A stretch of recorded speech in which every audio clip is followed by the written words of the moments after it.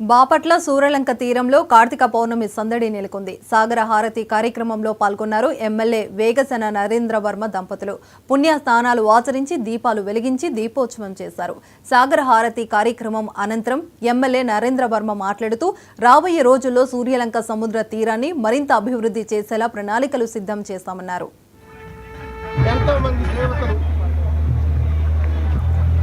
భక్తుల కోసం ఎదురు చూస్తూ ఉంటారంట.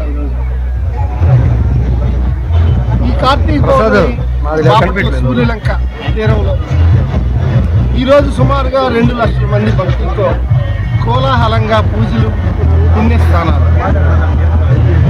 ఈ సందర్భంగా మాచర్ల నియోజకవర్గం ఎమ్మెల్యేగా జూలకంటి బ్రహ్మారెడ్డి గారు మనకి ప్రత్యేక అతిథిగా ఇక్కడ రావటం అనేది చాలా సంతోషం. ఎంతో మంది దేవతలు